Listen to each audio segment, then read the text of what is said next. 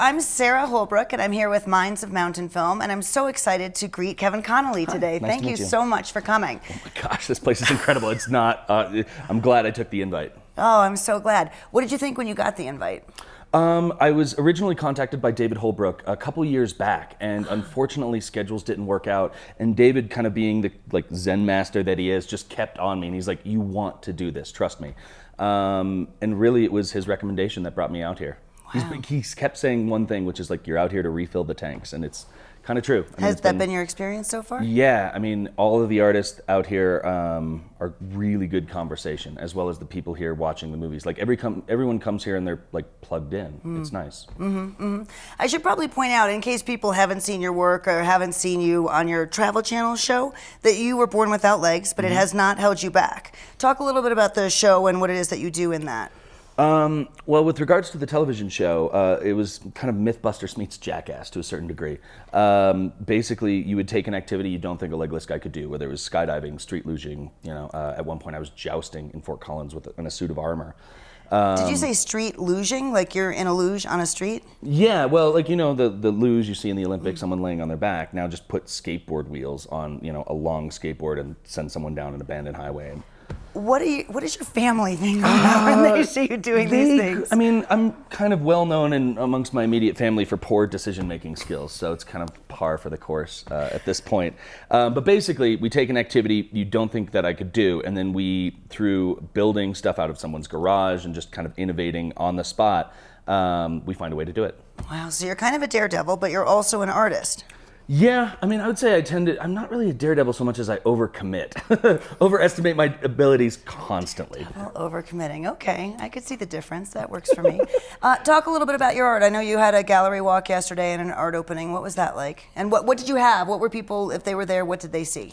Well, so the gallery that I'm exhibiting down here is called The Rolling Exhibition. And I mean, the blue light special description of it is I rolled around the world and got stared at a lot.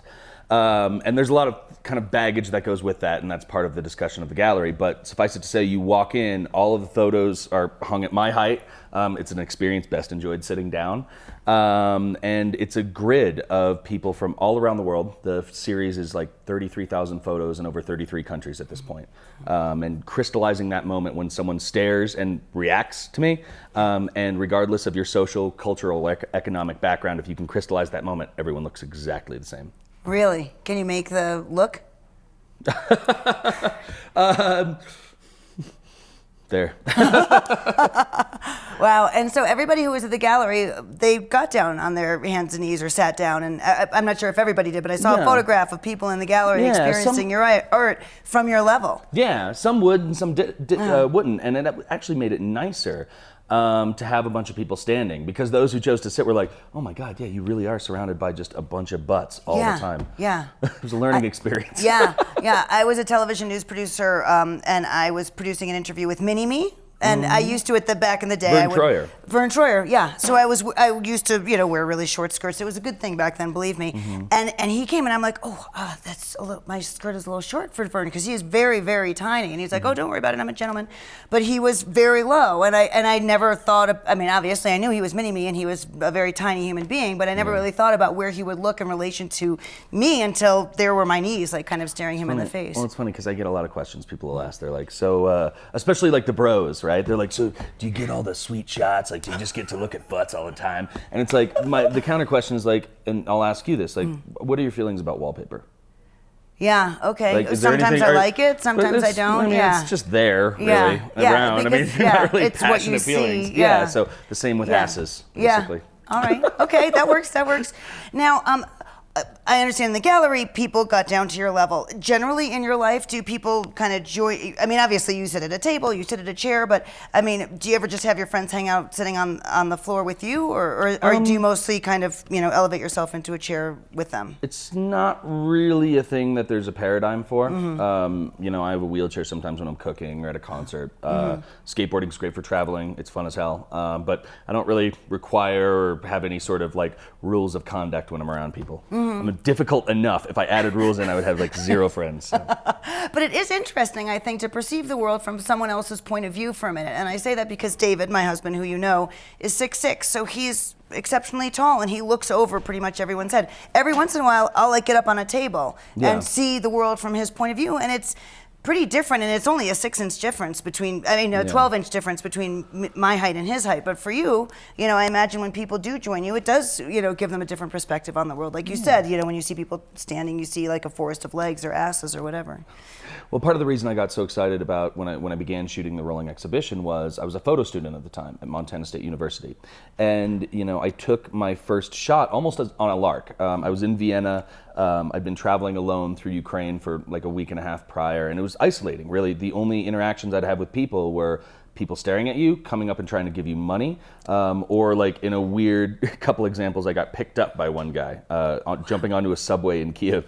He just lifted me up and then started speaking rapidly to me in Russian. What I gather went through his mind was like, this guy needs help, I'll help him. And he lifted me up off the ground and was like, there's a second part to this plan I haven't thought through.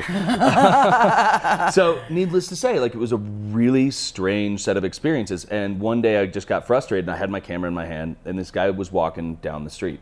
And I saw him turn the corner, and he made that little like kind of stutter step that I always get when someone sees me for the first time. They're like, oh, okay, processing, we're good, go for it. And I just took his photo on a lark. And I remember looking at that photo and being like, I don't think anyone's done it like this before. And like you said, it was that kind of unique point of view that I'd never seen in photography in my life that really drove me to travel and kind of risk a lot of stuff to make this series. Yeah. Now, does it feel different, your experiences, kind of when you're maybe armed with a camera versus when you're just there on your own and you get that look and they, do a double take or whatever, and then you move on through your day? Does it feel somehow, better or kind of equalizing the playing field when you have your camera, and then therefore you have a way, I don't know, to look back at them? I mean, I would definitely say maybe the first couple shots I took in like what would be the basic prototype series for the rolling exhibition, there was definitely some catharsis there. But really, the more I traveled, the more I realized, like, I mean, I stare at people. I'm guilty of the exact same thing. And it's less of something to make a moral judgment about and more of just an exploration of a human reaction, a really, really basic one. Do people learn as they get older about kind of tempering their own reactions? Like, children who really don't have any filters versus grown-ups, is there a kind of a stage of reactions? No, everybody looks. I mean, in America, shooting in America was particularly difficult because we don't really have a lot of pedestrian centers. So I had to shoot parking lots, catching people between a parking lot and Walmart, right? And you're always taught, it's not polite to stare. But everyone looks out of the corner of their eye. Yeah. The difference, I would say, between kids and adults is that while everyone looks the same when they have that moment, adults bring a lot more baggage to the situation because you're a news reporter. You understand all of the narratives that are built around how a country perceives disability, right? Yeah, sure. So, I mean, in America, I'm an Iraq war vet. I get asked that all the time. When were you last deployed? Thank you for your service to the country. Yeah. In Sarajevo, when I was shooting, I had people coming up and giving me money and food and apologizing to me and assuming that I'd been a victim of the Balkan Wars, and seeing, other people missing limbs on improvised transportive devices. I was like, I can definitely build myself into that narrative. It makes sense. Yeah. But those two places, whether I was an Iraq war vet here or a victim of the Balkan Wars in Sarajevo, are not, they're unique to that location. Like, no one would think I was a victim of the Balkan Wars here in America, and vice versa in Sarajevo. Right, or in Paris or London or any of those places. While everyone would stare, I found that kids would just kind of be like, oh my God, look at that guy. Or they would ask a question like, are you in a hole? And you're like, no. And they're like, all right. Cool. And that's it. It's just basic curiosity. Adults bring this implied narrative from all the news they've watched, all the stories they've heard, and usually it's sad. Do you mess with them ever? Are you like, oh yeah, it was really rough, roadside bomb? No. No, through my skiing and involvement with the disabled community, like, I know people that embody all of those stories that people have assumed about me. So I try and either just get out, let them own their own or story, answer only the question that they're asking. Because a lot of times people don't just say, so what happened? They'll come in with a loaded question like, so, was it a car accident, or, was it Iraq? And that's a yes or no. And I prefer to let them just keep roiling and making questions, because that's really what the photo series is about. So if someone's like, so were you in Iraq? I'll just be like, nope. But that's all all you're going to get. Yeah, exactly. So would you prefer people just not even deal with it at all, or are some of the questions kind of engaging and interesting? I look at myself as a really interesting sociological tool, basically. The curiosity people, put on display for me and the questions they ask tell me as much about, who they are and where they're coming from as any information that's coming out of my mouth. I find it really cool. I mean, especially as an avid traveler, I get to kind of hopscotch over the just another American tourist and into something usually a lot deeper and more connecting. Much more intimate, I find when I'm traveling alone and just saying yes to whatever comes up and being open to those experiences, I can kind of embroil myself with locals a little quicker than most. Yeah. I mean, it sounds like you, through your travels in the world, have kind of had the experience that people come to Mountain Film for, where they all of a sudden are in a place where people are standing in line and they're talking to the stranger in front of them and the stranger behind them, or they're at the ice cream social, which you'll go to later today, and it opens up a conversation that people elsewhere don't necessarily feel comfortable having, and that's a kind of a lovely experience. Exactly. I mean, people ask me a lot, especially in like the short radio interviews I've done in the past. It's like, so if you could have legs tomorrow, would you? Right? I didn't even think to ask that. Was that a good question? Should I have asked you that? I don't know. What's the answer? I basically just lobbed you a softball, throw the wiffle bat. Anyway, the answer is no. I think there's some solid reasoning behind it. I never know, really. It's your reasoning. In the 21st century, it is an incredibly rare thing to have a unique niche and point of view. Like the photos I take and the project I made really can only be done by me. Like, I'm not worried about someone copying my style. I mean, if you want to try and shoot through a camera 2 inches off the ground while riding a skateboard and not looking at your subjects, be my guest. But to have that privilege, like when things suck, they're really terrible. But when they're awesome, it's unlike anything anyone else could do in the world. Skateboarding through the Louvre is a privilege that only I've been afforded. And so when my kids would get in such trouble if they tried that. So when confronted with, that or being able to reach stuff on a tall shelf and run a bit faster, like I'm always going to go with the first pick.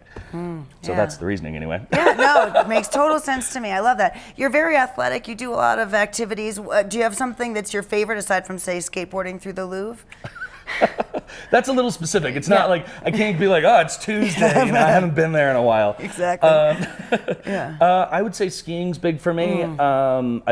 It's summertime. I live in Montana, so rafts are coming out. It's time to get back on the river. A lot of the stuff that's similar to the activities people do here in Telluride. I guess maybe I should ask your experience with Mountain Film thus far. Have there been any heroes that you've met, or interesting conversations, or points of view, or films, or presentations? I actually had last night at about 1:30 in the evening. So everyone obviously was coming home from bars in varying states of sobriety, but probably one of the most amazing experiences with relation to the rolling exhibition that I've ever had. So I'm here as a featured artist with a gallery at the Stronghouse, like a big space in the city. I'm on all the programs, everything. People like in theory know my name, or at least, I was born without legs, etc. Guy comes up to me last night, fairly inebriated, and is like, I want to give you some money, dude. I want to give you some money. And I'm like, I don't want any money. And he's like, no. You're awesome. I need to do this. And I started talking to him. I'm like, dude, I'm here as an artist. I have a gallery down the street. I will take you there because this is exactly what I'm talking about. He's like, don't want to know, bro. Don't want to know. And he literally stuffed this into my shirt. So I'm not like, even at Telluride, in the middle of all of this, it still blows my mind. People are still capable of making those assumptions and reacting to them in very strange ways, even at the literal epicenter of what I'm trying to do. So exactly. Well, crazy. There's more learning to be done. Beers and hot dog stands, avoid them if you don't have legs. All right, words to live by. Thank you so much, Kevin. Thank you for having me. We're really happy to have you here. Thanks. Thank you.